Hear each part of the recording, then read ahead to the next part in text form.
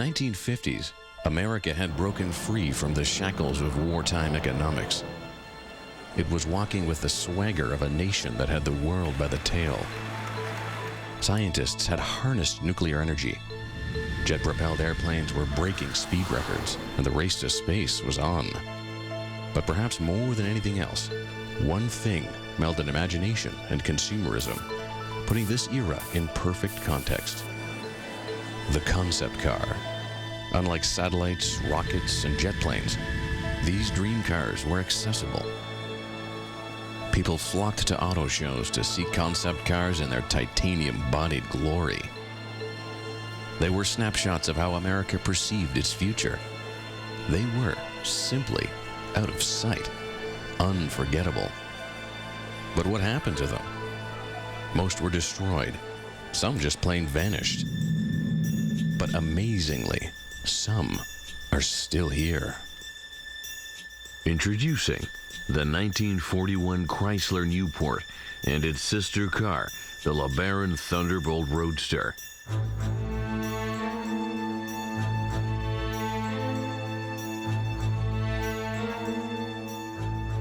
The Newport is just gorgeous. It's the last beautiful, elegant, custom body vehicle built before World War II. Thunderbolt would be more of a sports car. It was loaded with everything you could think of back then, and things people didn't think of. And introducing the 1960 Beatnik Bandit.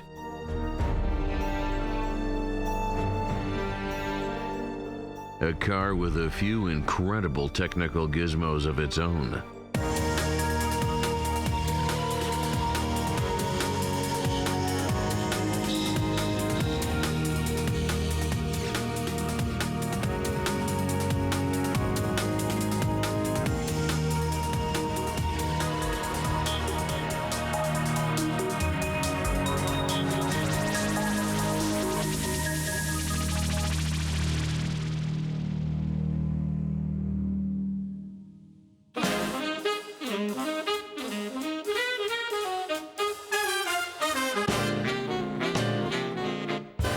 In 1941, the American economy was really getting into the swing of things. The Great Depression was over. Franklin Roosevelt's New Deal had created thousands of new jobs and boosted the country's morale.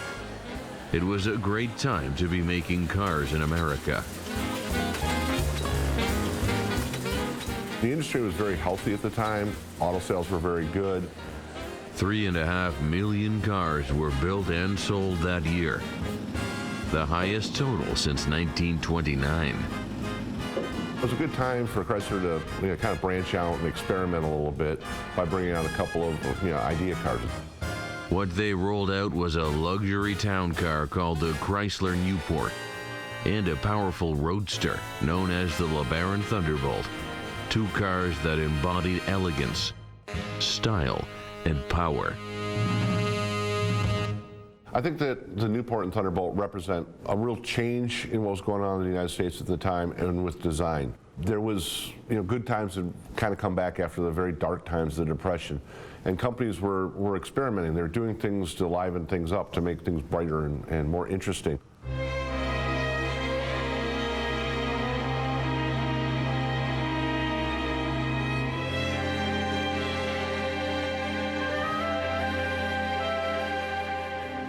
The Newport, to me, is one of the most elegant vehicles in the world. I think it's the prettiest vehicle when you see it moving. It's just gorgeous. Its body shape was groundbreaking. It's the first American car to have a fender line that flows along the entire length of the car.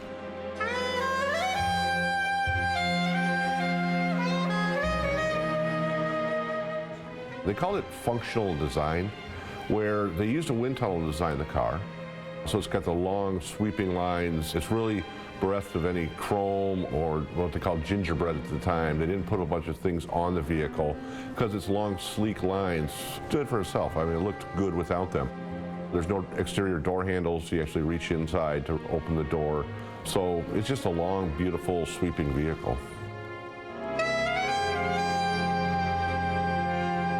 Today, it looks like an artifact from another time. In 41, it looked like it was from another world. At the time, you still had a very much upright windshield, very large grills, very high-stanced vehicles. Vehicles had large trunks and just kind of chopped off at the end. They lowered as much as they could, again, using wind tunnel testing to cut the air as best possible. Tapered the back end to let the wind flow over the vehicle, so it was much smoother. It was a thoroughly modern creation that also breathed new life into an old concept. It revived the 1930s approach of having the passengers sit in a separate compartment.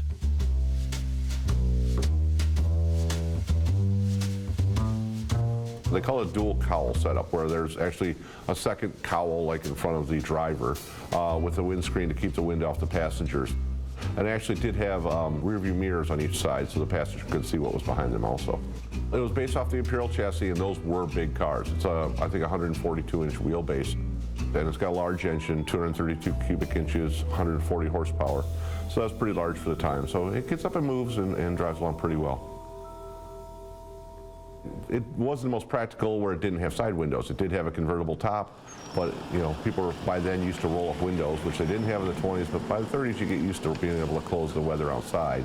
You couldn't do that in this vehicle. For customers focused on technical innovation, Chrysler built a sister car, the Thunderbolt.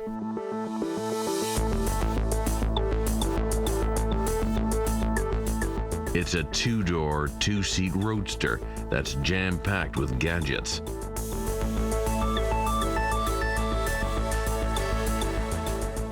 It was loaded with everything you could think of back then, and things people didn't think of. The power windows, brand new to everything. The radio had been around for a while, but it was very rare to have a radio in a vehicle. And then, power wipers. That was just an amazing advancement for everything. It was all the modern gadgets you could possibly put on a vehicle. It'd be like saying 10 years ago, thinking that you could have a DVD player in your car, that would be incredible to have a TV in your car, but now it's standard. So that was a huge innovation back in the day. It had a futuristic style as well. The interior with the solid seat with the lack of pleats in it, because they pleated everything back then. So it has that definite modern touch to it. It was a jet age car before there were jets. They called it the push button car because you can push a button and open the door. The gauge cluster, the way it's set up, is very modern, yet it's very functional at the time. The most original feature was the fully retractable hardtop.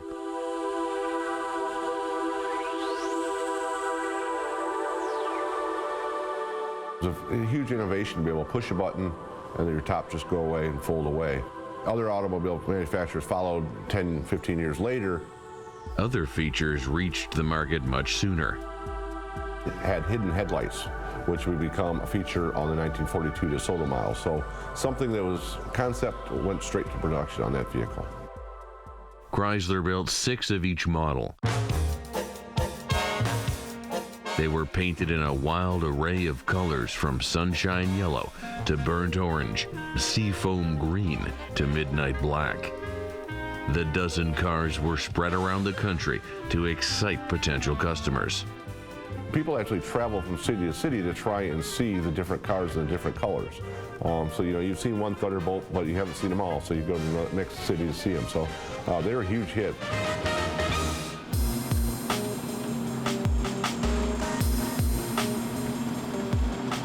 One of them paced the Indianapolis 500 in 1941, and that was the first non-production vehicle to pace the Indy 500.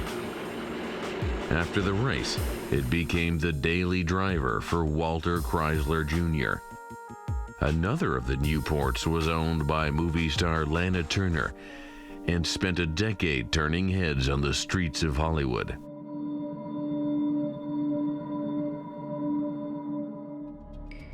Despite their popularity, neither model ever made it into production.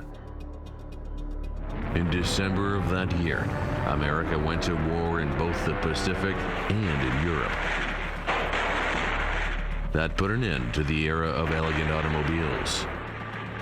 World War II really interrupted everything. It actually put the Newport and the Thunderbolt in mothballs really for a few years. Auto companies weren't out there showing what they could do. Everything was geared towards war production. All passenger car productions ended in February of 1942. The number of new cars sold fell to just over 20,000 that year, and only 139 in 1943. By the time the war ended and the auto industry got back to the business of building cars, the Thunderbolts and Newports were yesterday's news. They'd done everything they could with them. They showed them a little bit after the war, but they were trying to put out new things. In 1950, all 12 cars were sold off to private owners at the then astronomical price of $8,000 apiece.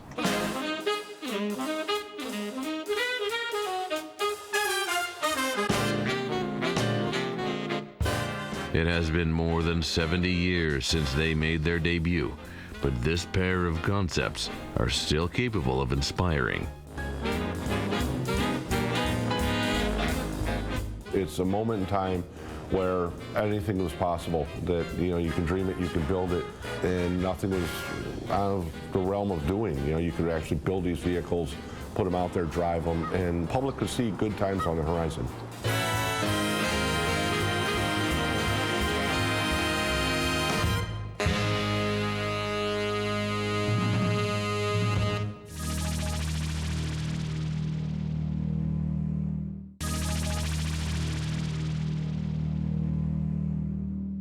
Chrysler's 1941 Idea cars promised America there were better times ahead. 2 decades later, the Beatnik Bandit arrived at a very different turning point in American cultural history.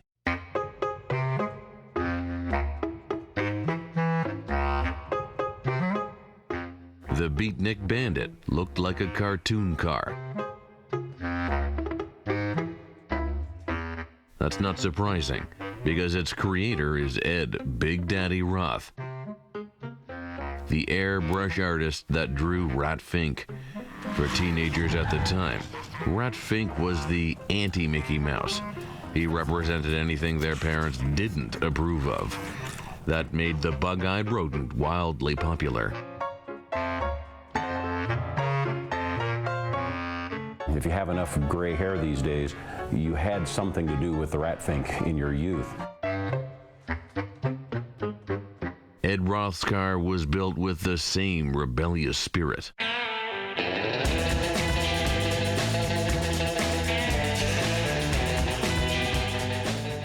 It's probably as far from a four-door family sedan as one can get and still stay on wheels. It's not really a sports car, it's definitely a hot rod. It's very lightweight, very powerful, power-to-weight ratio all of the day, but also very unforgiving. The chassis is a shortened Oldsmobile, shortened down to 85 inches. And then he's dropped a full 300 cubic inch blown Olds engine back inside our early 50s. We believe it to be 1949. Supercharged, dual carbs, B&M hydro transmission, all the latest speed equipment as of 1957-58 when he was putting this automobile together. That makes it sound like a street racer's dream, but driving it would be very dangerous, even foolish. It has a tiller, which was going to be like a do-all. It would accelerate, it would brake, it would turn, it would change gears. Everything was going to be handled by this one control lever in the automobile. The apparatus that makes the car steer is basically a hydraulic pump that's mounted independently in the framework of the car, and there are 2 electrical switches on either side of the tiller, so that you just bump the switch and turn the motor one direction or the other to force the hydraulic ram to expand or contract. If you can imagine, that gives you absolutely no steering feel, so you would bump one direction and then you would have to bump the other direction to come back to straight. If you overcorrected, you can see what's going to happen at any kind of a speed. We do have notes that Ed drove the car across the parking lot at least once, but like you see, he found it quite unacceptable and recommended nobody ever do it. If you were going to take it for a spin, you'd also have to be a fairly tiny person.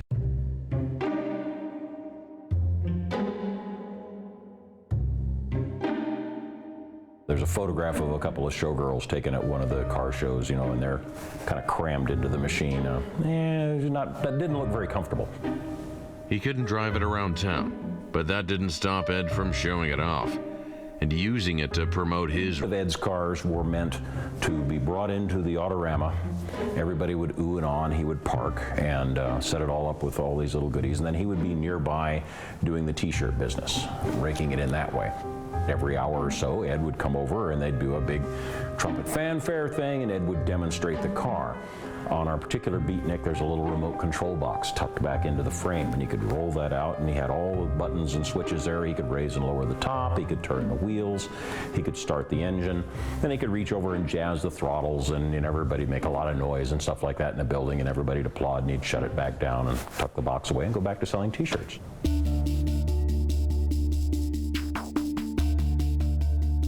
As a marketing tool, it was spectacular. As a real prototype, it never had a chance. By the time you scale the automobile up to where it's actually usable, comfortable to drive, where an average individual can sit in it, it really blows it all out of proportion. The bubble top would have to be so tall, I think it would lose all the attractive characteristics of the lines it currently has. Plus, the paint job is ridiculously expensive to do and that sort of thing. By the time you tone down a car as you would for mass marketing, I don't think it would have the appeal that it currently has. And most of that appeal, I think, is in it being one of a kind.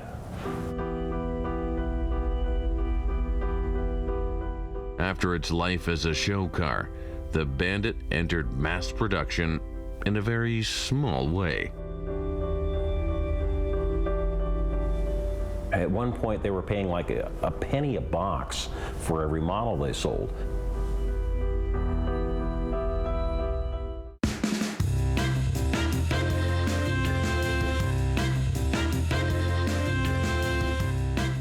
In the 1960s, young people all across America were rebelling against the mainstream.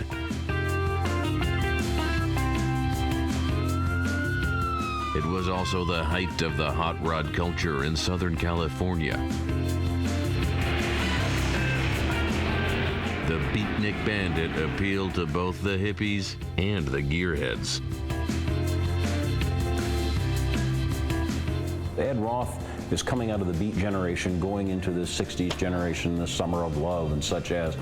He's kind of out there, in the pits with these big gas machines, whether they were real or imagined. He fleshed out his imaginary creations by building these rods.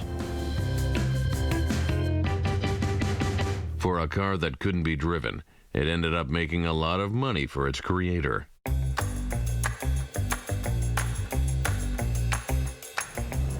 Caught the eye of the Revell model people. At one point, they were paying like a penny a box for every model they sold. And supposedly one year he made over $30,000 at a penny a box. So you can imagine how many models they were selling of Ed Roth cars.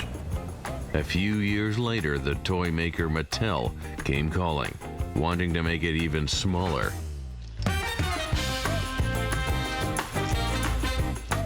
In 1968, they released a new line of toy cars called Hot Wheels. They made 16 different cars that first year, one of which was a replica of the Beatnik Bandit. Through its life as a show car, a model and a child's toy, the Bandit became etched in the minds of a generation. The Bandit and all of Ed Roth's work, Big Daddy Roth's work, has a huge following in the hot rod community. Very select in a group of individuals, but they're again hearkening back to the youth of that group of those of us who are 50 and 60 years old that remember those days as kids, growing up and wanting our first automobile. These things were extremely prominent spot at the National Automobile Museum in Reno, Nevada. It's displayed in the front lobby, surrounded by other Ed Roth creations.